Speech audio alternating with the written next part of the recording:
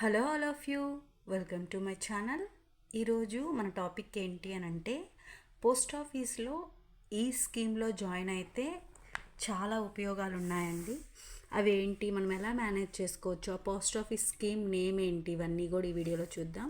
First of all మనం వీడియోలోకి వెళ్ళినట్లయితే ఇది పోస్ట్ ఆఫీస్లోని ఒక మంచి స్కీమ్ అని చెప్పచ్చండి. ఇది వచ్చేసి monthly income scheme in post office. దీనివల్ల ఉపయోగాలు ఏంటి అని అంటే మన లైఫ్స్లో మిడిల్ క్లాస్ లైఫ్స్లో మెయిన్ ఇంపార్టెంట్ ఏంటి అని అంటే మంత్లీ మనకి ఎంతో కొంత మనీ వచ్చే source of income every month ఉండేటట్టు చూసుకుంటాము. ఎందుకు అని అంటే మన యొక్క అవసరాలకు కావచ్చు, లేదా పిల్లల యొక్క ఫీజెస్ కావచ్చు, మన మంత్లీ ఖర్చులకు కావచ్చు, మనకి ఎవ్రీ మంత్ ఇన్కమ్ అనేది అయితే అవసరము. దీనికి ఈ ఈ స్కీమ్ అయితే చాలా ఉపయోగపడుతుందండి. మన యొక్క మంత్లీ బర్డెన్ తగ్గించడానికైతే, మంత్లీ ఖర్చుల యొక్క బర్డెన్ తగ్గించడానికైతే ఈ స్కీమ్ బాగా ఉపయోగపడుతుంది.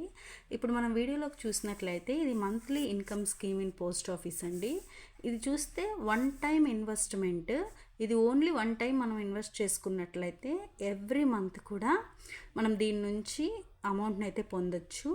ఇది 5 ఇయర్స్ స్కీమ్ అండి. ఇది 5 ఇయర్స్ స్కీమ్. అది కూడా మనకి చాలా సేఫ్ స్కీమ్ అని చెప్పచ్చు. దీనికి వచ్చేసి 7.4% ఆఫ్ ఇన్కమ్ ఇంట్రెస్ట్ అయితే ఇస్తున్నారు.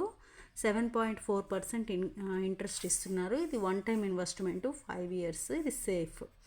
నెక్స్ట్ ఇదేంటి అని అంటే బ్యాంక్ సేవింగ్ అకౌంట్లో లాగా మనకు ఒక ఏటీఎం కూడా ఇస్తారండి. కావాలి అనుకుంటే మనం ఎవ్రీ మంత్ ఏటీఎం ద్వారా కూడా మనం దీన్ని అయితే తీసుకోవచ్చు, అమౌంట్ని అయితే తీసుకోవచ్చు. ఫస్ట్ థింగ్, ఇది మనం ఎలా ఉపయోగించుకోవచ్చు అని అంటే మనం చిల్డ్రన్స్ యొక్క ఫీజులు పే చేసుకోవచ్చు అండి.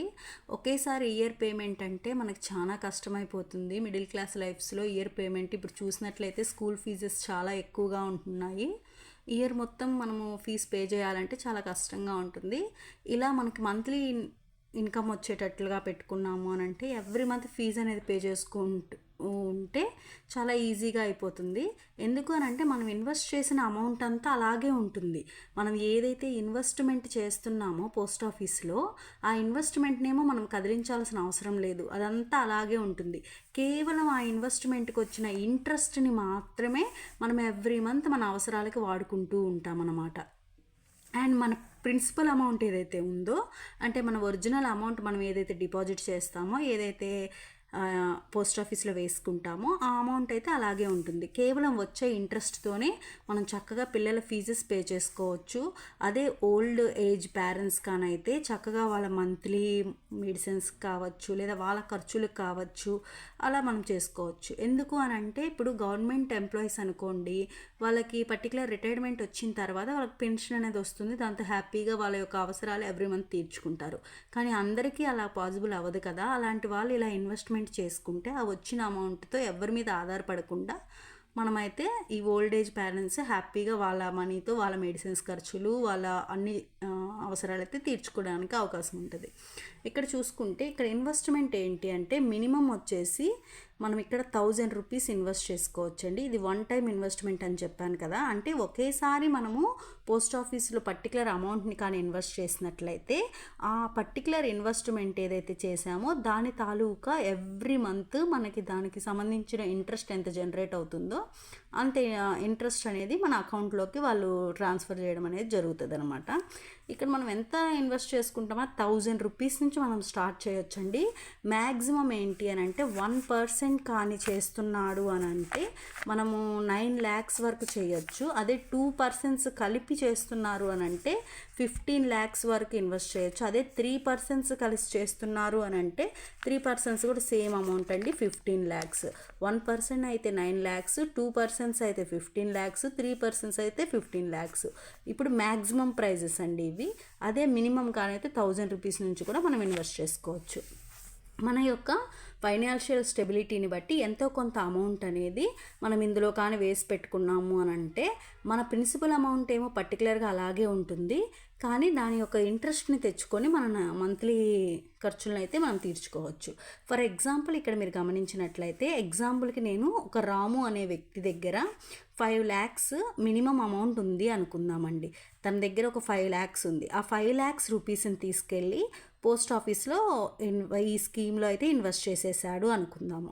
అతనికి ఎవ్రీ మంత్ కూడా 3083 రూపీస్ అయితే తన అకౌంట్కి మంత్లీ ఇన్కమ్ అయితే వస్తుంది. అలా వస్తూ తర్వాత ఒక ఆఫ్టర్ 5 years తర్వాత తన 5 lakhs రూపీస్ తను తీసేసుకోవచ్చు. ఒక 5 lakhs రూపీస్ మిస్టర్ రాము దగ్గర ఉంది. అతను ఆ 5 lakhs తీసుకెళ్ళి పోస్ట్ ఆఫీస్లో ఈ స్కీమ్లో ఇన్వెస్ట్ చేశారు, మంత్లీ ఇన్కమ్ స్కీమ్లో.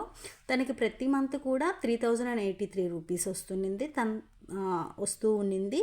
ఆఫ్టర్ 5 years తర్వాత తన ప్రిన్సిపల్ అమౌంట్ 5 lakhs అయితే తను తీసేసుకున్నాడు. ఓన్లీ ఇంట్రెస్ట్తో తన మంత్లీ అన్నీ ఒక 5 years పాటు తన మంత్లీ అన్నీ జరుపుకోవచ్చు. అదే మ్యాక్సిమం అమౌంట్ ఒక 9 lakh రూపీస్ తను ఇన్వెస్ట్ చేశాడు అనుకుందాం. ఇప్పుడు తనకి మంత్లీ 5550 రూపీస్ అయితే తనకి ఇంట్రెస్ట్గా వస్తుంది. ఆఫ్టర్ 5 years తన 9 lakhs తను తీసేసుకోవచ్చు. ఇక్కడ అదే 10 lakhs అమౌంట్ అనేది ఏదైతే ఉందో దాన్ని ప్రీమెచ్యూర్గా క్లోజ్ చేయాలి అనుకున్నారు. ఫర్ ఎగ్జాంపుల్ తను ఒక 10 lakhs రూపీస్ తీసుకొచ్చి పోస్ట్ ఆఫీస్ స్కీమ్లో వేసిన తర్వాత తనకేదో అవసరాలు వచ్చి తన ప్రీమెచ్యూర్గా క్లోజ్ చేయాలి అనుకున్నారు అని అంటే అప్పుడు ఇక్కడ మనం నోట్ గమనించినట్లయితే ఇంపార్టెంట్ థింగ్ గమనించాల్సినట్టయితే no deposit shall be withdrawn before the expire of 1 year. ఇక్కడ ఒక విషయాన్ని గట్టిగా గమనించాలండి. మనము 1 year కంటే ముందు మాత్రం మనం ఇన్వెస్ట్ చేసిన అమౌంట్ని అయితే వెనక్కి తీసుకోలేము, విత్డ్రా చేయలేము. కానీ from the date of deposit 2% cut. ఎప్పుడు 1 year దాకా అయితే మనం ఏమీ తీసుకోలేము. 1 year తర్వాత నుంచి మాత్రము మనం కట్టిన అమౌంట్లో నుంచి ఒక 2% కట్ అవుతుంది. ఎందుకు కట్ అవుతుంది అని అంటే ఎప్పుడైతే మనం ప్రీమెచ్యూరిటీగా క్లోజ్ చేయాలనుకుంటాం, అంటే వాళ్ళు 5 years మనకి టైం ఇచ్చాడు, మెచ్యూరిటీ టైము, దానికంటే ముందు మనకి ఏదైనా అవసరం వచ్చి మనం క్లోజ్ చేయాలి అనుకున్నట్లయితే అప్పుడు మాత్రమే, అది కూడా 1 year పాటు అయితే విత్డ్రా ఉండదు. 1 year తర్వాత మాత్రము 2% డిపాజిట్ కట్ చేసుకొని మనకి ఇవ్వడం జరుగుతుంది. ఫర్ ఎగ్జాంపుల్ చూస్తే ప్రిన్సిపల్ అమౌంట్ అనేది 10 lakhs అయితే 2% అంటే 20,000 రూపీస్ని లెస్ చేసుకొని 9,80,000 రూపీస్ అయితే మనకి ఇస్తారు.